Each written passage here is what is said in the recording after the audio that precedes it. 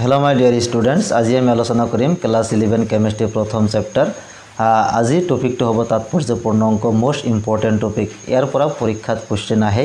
MCQ सुधिब पारे तार उपरिও direct question सुधिब पारे गति के टपिक तो भालके प्रेक्टिस करिम ओके बहुत इम्पर्टेन्ट है तात्पर्यपूर्ण अंक बा सिग्निफिकेंट फिगार रसायनत आमी विभिन्न परीक्षा सम्पादन करूँ विभिन्न धৰণৰ परीक्षा आमी रसायनत कि करूँ सम्पादन करूँ परीक्षा समयत प्राय बहुत जोग मार्क करिबलगिया है विभिन्न धৰণৰ मेजारमेंट आमी करिब लागे प्रेक्टिकल करते करिब लागे ओके प्रतिটো जोखरे किछु परिमाण अनिश्चितता थाके अनिश्चित थाके भूल थकार सम्भावना पोৱা যায় হ'ব পাৰে নহ'ব পাৰে एक्जेक्टली নহয় अनिश्चितता থাকি যায় ओके যদিও যোগবোৰ যথাসম্ভৱ নিৰ্ভুল আৰু যথাৰ্থ হোৱা উচিত কিন্তু যোগবোৰ কি হ'ব লাগে নিৰ্ভুল একুৰেট হ'বলৈ আমি চেষ্টা কৰিম एकुरेट जाते হয় तार कारण आमी चेष्टा करिम आरो प्रेसाइज अर्थात यथार्थ हुआ उचित यथार्थ माने होइसे याते मानটো एकेबारे शुद्ध নহলেও যাতে ওচৰা ওচৰি হয় तार नाम হৈছে प्रेसाइज ओके এই দুটা কথা তোমালোকে মনত ৰাখিবা এটা হৈছে একুৰেট আৰু এটা প্ৰেসাইজ একুৰেট হল একেবাৰে ওচৰা ওচৰি অথবা মানটো প্ৰায় শুদ্ধ বুলি আমি ক'ব পাৰি নিৰ্ভুল বুলি ক'ব পাৰি একুৰেট আৰু যথার্থ মানে মানটো অলপমান ভুল হলেও আমি শুদ্ধ বুলি ল'ব পাৰো কাৰণ भूल तो इमान बेसि हुआ नाई ओके भूलर पार्थक्य यदि कम है तेनहले आमी ताक यथार्थ बा प्रिसाइज बुली कब पारो सो तेनहले यथार्थताई कोनो एक परीक्षात भौतिक राशि एटार जोग लई पोৱা विभिन्न माনৰ মাজত সামঞ্জস্য বা মিল निर्देश करे मानবোৰৰ মাজত पार्थक्य कम हले यथार्थता ভাল বুলি কোৱা হয় দুটা মেজাৰমেন্ট কৰিছো सपोज দুটা মেজাৰমেন্টৰ পাৰ্থক্য যদি একেবাৰে কম হয় ভুলৰ পাৰ্থক্য যদি কম হয় তেনহলে তাক যথাर्थता ভাল বুলি কোৱা হয় আনহাতে নিৰ্ভুলতা বা একুৰেসি হল ভৌতিক ৰাশিটো কোনো এটা মানৰ সৈতে প্ৰকৃত মানৰ সামঞ্জস্যৰ যোগ অৰ্থাৎ এটা প্ৰকৃত মান দিয়া আছে আমি প্ৰ্যাকটিক্যাল কৰি বা মেজাৰমেন্ট কৰি তাৰ মানৰ ওচৰা ওচৰি যদি পাও বা একেবাৰে ওচৰা ওচৰি মানটো পাও তেনহলে তাক কি বুলি কোৱা হয় নিৰ্ভুলতা বুলি কোৱা হয় ইয়াতে একটা एग्जांपल হৈছে ধৰা বস্তু এটা প্ৰকৃত ভৰ 2 গ্ৰাম এটা বস্তুৰ ভৰ 2 গ্ৰাম এজন ছাত্ৰই ধৰা এ দুবাৰ জুখি বস্তুটোৰ ভৰ যেনিবা 1.95 আৰু 1.93 গ্ৰাম পালে ওকে এই মান দুটা আমি যথাৰ্থ বুলি ক'ব পাৰো কাৰণ ইমান ভুল হোৱা নাই 1.95 আৰু 1.93 কিয়নো মান দুটা মাজৰ পাৰ্থক্য কম 1.95 1.93 মাইনাস কৰিলে ভুলৰ পৰিমাণটো কম আহিব সেই কাৰণে ইয়াক আমি কি বুলি কও যথাर्थता বুলি ভাল বুলি কও আনহাতে মান দুটা নির্ভুলতা কম অর্থাৎ মান দুটা শুদ্ধ নহয় হ'ব লাগিছিল 2 কিন্তু হৈ গৈছে 1.95 গতিকে এটো নির্ভুলতা কম আছে কিয়নো প্ৰকৃত মানৰ হৈতে পাৰ্থক্যটো বহুত বেছি ইয়াতে 2 গ্ৰাম আছে ইয়াতে 1.95 পাৰ্থক্যটো অলপ বেছি হৈ গল সেই কাৰণে এটো নিৰ্ভুলতা কম ওকে এতিয়া এটো আৰু এটা এটো বুজাইছে আন এজন ছাত্ৰই ধৰা বি বস্তুটো ভৰ দুবাৰ জুখি যেনিবা 1.94 আৰু 2.05 পালে এই মান দুটা যথাৰ্থ নহয় আৰু শুদ্ধ নহয় কাৰণ 1.94 আৰু 2.05 এই দুটা পাৰ্থক্য আগৰ দুটা পাৰ্থক্য বহুত বেছি হ'ব পাৰ্থক্য বেছি হলে যথাৰ্থ ভাল বুলি আমি ক'ব নোৱাৰো এই জোখৰ পাৰ্থক্য যিমানে কম হ'ব হেতু আমি যথাৰ্থ বা একুৰেট বা প্ৰিসাইজ বুলি ক'ব পাৰো ওকে এইবাৰ আৰু অলপমান বুজাইছে ইয়াতে সোয়া আকৌ ধৰা তৃতীয়জন ছাত্ৰই সি একেটা ভৰ দুবাৰ জুখি 2.01 গ্ৰাম আৰু 1.99 গ্ৰাম পালে এই মান দুটাৰ মাজত পাৰ্থক্য কম কাৰণ 2.01 আৰু 1.99 দুটা পাৰ্থক্য কম আহিব আৰু সেই কাৰণে যথাৰ্থতা ভাল আৰু তাৰোপৰি প্ৰকৃত মানৰ হৈতে প্ৰায় ওচৰা ওচৰি 2.0 প্ৰকৃত মান কিমান আছিল 2 গ্ৰাম আছিল সোয়া প্ৰকৃত মান কিমান গ্ৰাম আছিল 2 গ্ৰাম কিন্তু ইয়াতে পাছে 2.01 1.9 প্ৰায় ওচৰা ওচৰি হৈছে সেই কাৰণে ইয়াতে কিও প্ৰকৃত মান হৈতে পাৰ্থক্য কম বাবে মান দুটা যথেষ্ট নিৰ্ভুল ওকে গতি এইটো কনসেপ্ট হৈছে আমাৰ যথাৰ্থতা আৰু নিৰ্ভুলতাৰ অৰ্থ এতিয়া এই যথাৰ্থতা আৰু নিৰ্ভুলতা তাৎপৰ্যপূৰ্ণ অংকৰ লগত কেনেকৈ জড়িত হেতুহে আমি আলোচনা কৰিম ওকে কাৰণ তাৎপৰ্যপূৰ্ণ অংক আলোচনা কৰিবলৈ যথাৰ্থ নিৰ্ভুলতা কনসেপ্টটো আহিব পাৰে সেই কাৰণে বা নিশ্চিত আৰু অনিশ্চিত ৰাখিবৰ আহিব পাৰে নিশ্চিত মান অনিশ্চিত মান আহিব পাৰে সেই কাৰণে আমি এটো আলোচনা কৰি ললো এতিয়া সোয়া এইটো মুখস্থ কৰিবা ভৌতিক ৰাশিৰ জোখৰ মান এটা থকা নিশ্চিত আৰু অনিশ্চিত অংক কেটাকে তাৎপৰ্যপূৰ্ণ অংক বলা হয় সিগনিফিকেন্ট ফিগাৰ ইয়াৰ পৰা ডেফিনেশ্যনটো মুখস্থ কৰিবা তাৎপৰ্যপূৰ্ণ অংক মানে কি ভৌতিক ৰাশিৰ জোখৰ মান এটাত থকা নিশ্চিত আৰু অনিশ্চিত অংককেইটাকে তাৎপৰ্যপূৰ্ণ অংক বলা হয় ওকে এটা মুখস্থ কৰিলা এতিয়া কোনো এটা সংখ্যা তাৎপৰ্যপূৰ্ণ অংক কেনেকৈ নিৰ্ণয় কৰা হয় তাৰ বিষয়ে আলোচনা কৰিম তাৰ আগতে অলপ চোৱা এই বাক্যটো যে দিয়া আছে তাৎপৰ্যপূৰ্ণ অংকৰ সংখ্যা যিমানেই বেছি হয় ভৌতিক ৰাশিৰ মানৰ নিৰ্ভুলতাও সিমানেই বেছি হয় অৰ্থাৎ এটা অংকৰ তাৎপৰ্যপূৰ্ণ অংকৰ সংখ্যা যিমানেই বেছি হ'ব তাৰ অৰ্থাৎ ভৌতিক ৰাশিৰ মান নিৰ্ভুলতাও সিমানেই বেছি হয় নিৰ্ভুলতা সিমানেই বেছি হয় অৰ্থাৎ ভুল তাতে কম হয় তাৎপৰ্যপূৰ্ণ অংকৰ সংখ্যা যিমানেই বেছি হ'ব ভুলৰ পৰিমাণটো কমি যায় অৰ্থাৎ নিৰ্ভুলতাটো বাঢ়ি যায় ওকে নিশ্চয় তোমালোকে বুজি পাইছা এতিয়া তাৎপৰ্যপূৰ্ণ অংক নিৰ্ধাৰণ কৰিবলৈ কিছুমান নিয়ম মানি লোৱা হৈছে এই নিয়মবোৰ তোমালোকে জানিবই লাগিব ওকে এই নিয়মবোৰ নহলে তোমালোকে তাৎপৰ্যপূৰ্ণ অংক উলিয়াব নোৱাৰিবা নাম্বাৰ 1 যেটো দি আছে সকলোবোৰ অহন্য অংকই নন জিৰ' ডিজিট তাৎপৰ্যপূৰ্ণ হ'ব অৰ্থাৎ সকলোবোৰ অহন্য অংকই শূন্য নথকা যিবোৰ সংখ্যা আছে যেনেকুৱা 2 3 5 4 5 6 এনেকুৱা ধৰণৰ শূন্য নথকা সকলোবোৰ সংখ্যাই কি হয় তাৎপৰ্যপূৰ্ণ হয় যেনে ধৰা কোনো এটা বস্তুৰ দিক 285 সেন্টিমিটাৰ এই মানটোতে শূন্য নাই 2 8 আৰু 5 তিনিটা অংক আছে 2 8 আৰু 5 আটাইকেইটা অহন্য অংক ইয়াতে শূন্য থকা অংক নাই সেয়ে মানটোত তিনটা তাৎপৰ্যপূৰ্ণ অংক আছে একটা 2 একটা 8 আৰু এটা 5 তিনিটা তাৎপৰ্যপূৰ্ণ অংক আছে ওকে নিশ্চয় বুজি পাইছা এতিয়া এক নম্বৰ যেটো ৰুল আছিল তাৎপৰ্যপূৰ্ণ অংকৰ সাপোজ আৰু এটা সংখ্যা ললো 286 ইয়াতে অহন্য অংক কেইটা আছে তিনিটা 2 8 6 গতিকে ইয়াতে তাৎপৰ্যপূৰ্ণ অংক কেইটা হ'ব তিনিটা হ'ব কাৰণ 2 8 আৰু 6 ইয়াতে অহন্য অংক আৰু এটা एग्जांपल যদি লও 4 6 5 7 8 9 ইয়াতে তাৎপৰ্যপূৰ্ণ অংক কেইটা আছে হদিলে কেনেকৈ কবা 1 2 3 4 5 6টা তাৎপৰ্যপূৰ্ণ অংক আছে এনেকৈ ক'ব লাগিব যে সংখ্যাটোত 6টা তাৎপৰ্যপূৰ্ণ অংক আছে বা ইয়াত 6টা তাৎপৰ্যপূৰ্ণ অংক আছে এটো হৈছে ৰুল নাম্বাৰ 1 ৰুল নাম্বাৰ 1 বা নিয়ম নাম্বাৰ 1 ত হদিছে সকলোবোৰ অহন্য অংক তাৎপৰ্যপূৰ্ণ অৰ্থাৎ শূন্য নথকা সকলোবোৰ সংখ্যাই বা অংকই কি হয় তাৎপৰ্যপূৰ্ণ অৰ্থাৎ আমি কাউন্ট কৰিব লাগিব তাৎপৰ্যপূৰ্ণ মানে আমি তাক বাদ দিব নোৱাৰো আমি ধৰিব লাগিব ওকে অৰ্থাৎ কনসিডাৰ কৰিব লাগিব এটো 1 নম্বৰ সূত্ৰ এতিয়া 2 নম্বৰ সূত্ৰটো কি চোৱা 2 নম্বৰ সূত্ৰটো ইয়াতে দিয়া আছে সংখ্যা এটা প্ৰথম অহন্য অংকটোৰ আগত অৰ্থাৎ বাওফালে থকা শূন্যবোৰ তাৎপৰ্যপূৰ্ণ নহয় তেনেকুৱা শূন্যই অকল দশমিক বিন্দুৰ স্থানহে নিৰ্দেশ কৰে ওকে এইটো কেনেকৈ আমি ব্যাখ্যা কৰিম চোৱা এটা एग्जांपल লৈছো 0.03 এইটো এটা সংখ্যা ওকে এই সংখ্যাটো দুটা অংক আছে এটা আছে 3 আৰু এটা আছে 0 এতিয়া ইয়াতে দিছে সংখ্যা এটাৰ প্ৰথম অহন্য অংকটোৰ আগত কি কৈছে সংখ্যা এটাৰ প্ৰথম অহন্য অংকটোৰ আগত মানে বাওফালে থকা শূন্যবোৰ তাৎপৰ্য নহয় অৰ্থাৎ এই যে অহন্য অংক আছে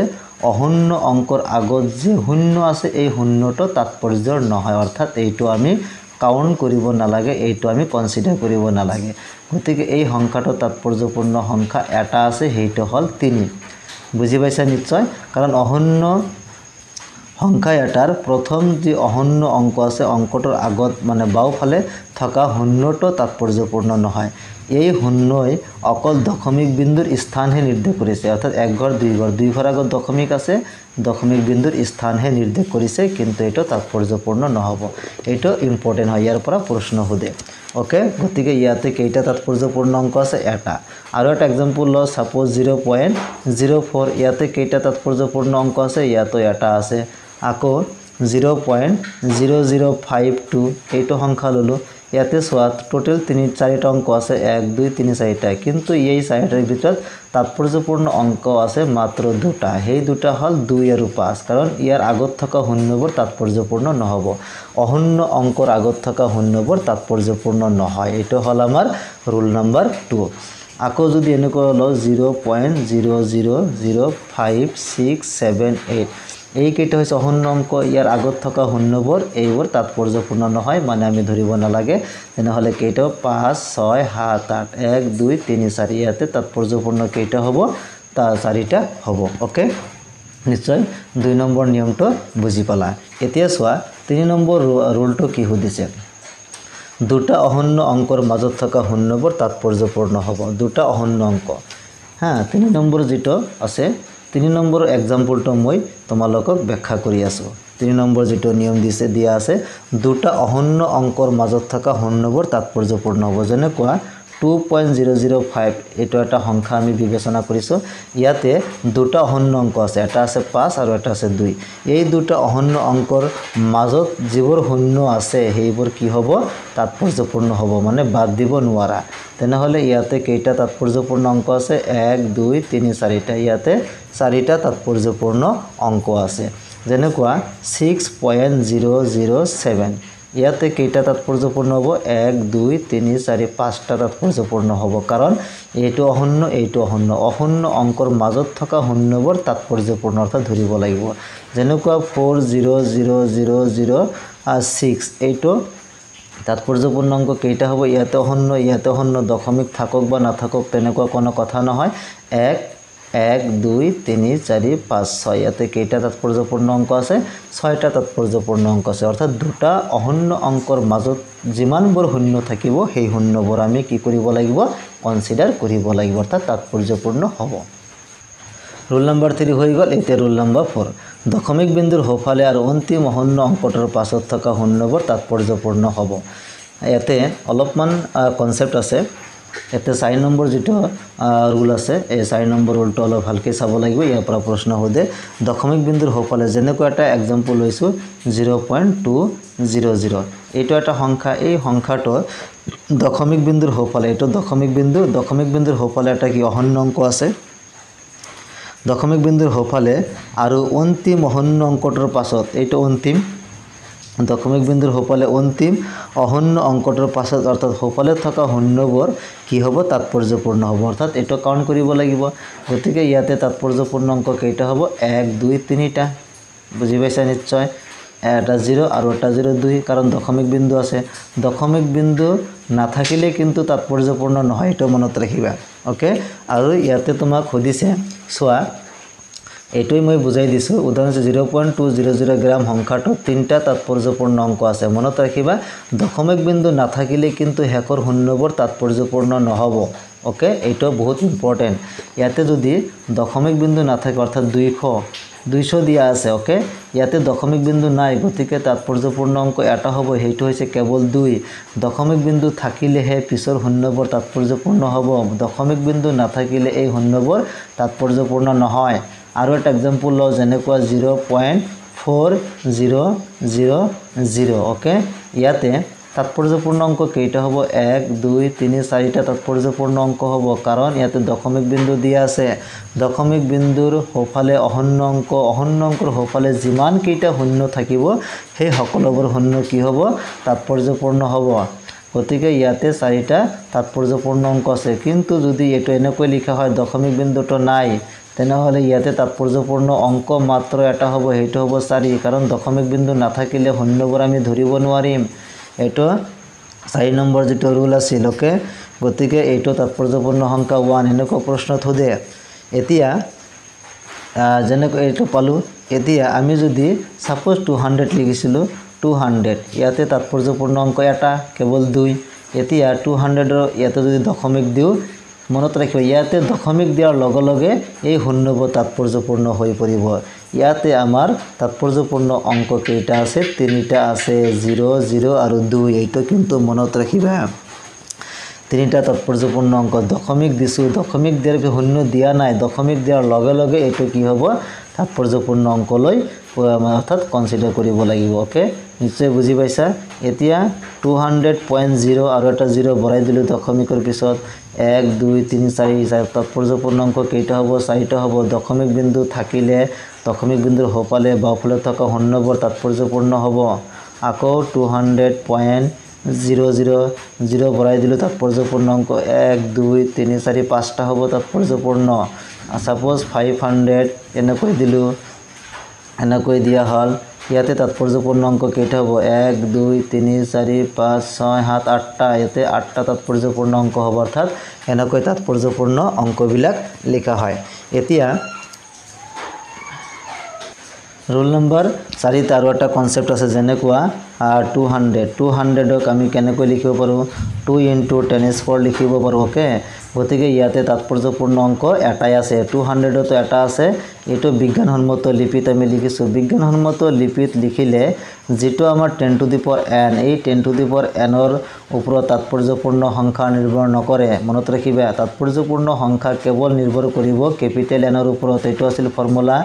n into 10 to the power n বিজ্ঞানসন্মত লিপি এটো বুজাই দিছো তোমালোকে চাই লবা বিজ্ঞানসন্মত লিপিত কেনেকৈ লিখিব লাগে এটো বহুত ইম্পৰ্টেন্ট হয় অৰ্থাৎ তাৎপৰ্যপূৰ্ণ অংক কেৱল কেপিটেল n ৰ ওপৰত নিৰ্ভৰ কৰে 10 to the power n ৰ ওপৰত নিৰ্ভৰ নকৰে অৰ্থাৎ ইয়াতে তাৎপৰ্যপূৰ্ণ অংক কেৱল এটা হেটো হল 2 এতিয়া 2002 into 10 কিউব লিখিব পাৰো 2 into 10 কিউব লিখিব ইয়াতো তাৎপৰ্যপূৰ্ণ অংক এটাই আছে ইয়াৰ ওপৰত নিৰ্ভৰ নকৰিব এতিয়া এই সংখ্যাটো যদি আমি লিখো 2.0 into 10 কিউব লিখিলো সাপোজ এতিয়া 2.0 লিখাৰ লগে লগে এই 0টো তাৎপৰ্যপূৰ্ণ অংক হৈ যাব ইয়াতে দুটা তাৎপৰ্যপূৰ্ণ অংক হ'ব কাৰণ ইয়াতে 2.0 আছে ইয়াতে n ৰ মান 2.0 গতিকে ইয়াতে দুটা তাৎপৰ্যপূৰ্ণ অংক আছে 2.0 মানে 2 এতিয়া 2.00 into 10 কিউব ইয়াক আমি এনেকৈ লিখিব পাৰো গতিকে ইয়াতে তাৎপৰ্যপূৰ্ণ অংক কেইটা আছে তিনিটা আছে কাৰণ ইয়াতে দশমিকত দুটা 0 তাৎপৰ্যপূৰ্ণ হ'ব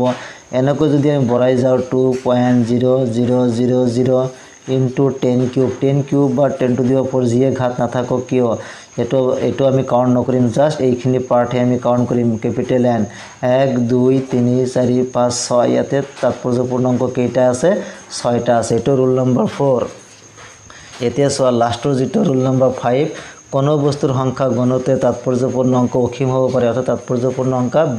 বহুত হ'ব পাৰে যেনে দুইটা বল বা 20টা কণী বুলি কওঁতে একেবাৰে সঠিক সংখ্যা এটা বুজোৱা হৈছে কিন্তু দশমিক ব্যৱহাৰ কৰি আমি অসীম সংখ্যক শূন্য লিখিব পাৰো যেনে 2.00 ডট ডট বা 20.00 এনেকৈ গৈ থাকিব সেই কাৰণে তাৎপৰ্যপূৰ্ণ অংক কি হ'ব অসীম হ'ব ওকে অৰ্থাৎ 5 নম্বৰ যেটো ৰুল কৈছে সব 5 নম্বৰ যেটো নিয়ম খুদিছে হেতু হৈছে যদি আমি সাপোজ এইটো খুদিছিল ইয়াতে 2.00 ইয়াতে তাৎপৰ্যপূৰ্ণ অংক কেইটা দুটা আকৌ 2.000 তাৎপৰ্যপূৰ্ণ অংক কেইটা চাৰিটা এনেকৈ যদি আমি 2.0000 এনেকৈ বঢ়াই যাও অৰ্থাৎ অসীম সংখ্যক 0 যদি আমি বঢ়াই যাও তেনেহলে তাৎপৰ্যপূৰ্ণ অংক কি হ'ব অসীম হ'ব এটো মনত ৰাখিবা অৰ্থাৎ এনেকৈ বঢ়াই যদি আমি অসীমলৈ যাও তেনেহলে তাৎপৰ্যপূৰ্ণ অংক কি হ'ব অসীম হ'ব গতিকে আমি তাৎপৰ্যপূৰ্ণ অংকৰ যেটো নিয়ম আছিল নিয়মবোৰ আমি প্ৰেক্টিস কৰিলো ওকে গতিকে এই নিয়মবোৰ তোমালোকে একৰ পৰা 5টা লৈকে যে বঢ়াই দিলো বুজাই দিলো एग्जांपल লৈ তোমালোকে এইবোৰ প্ৰেক্টিস কৰিবা এটো বহুত ইম্পৰ্টেন্ট হয় পৰৱৰ্তী ভিডিওটোত আমি কিছুমান সংখ্যা লম যিবোৰ তাৎপৰ্যপূৰ্ণ অংক উলিয়াব লাগে সেই সম্পৰ্কে আলোচনা কৰিম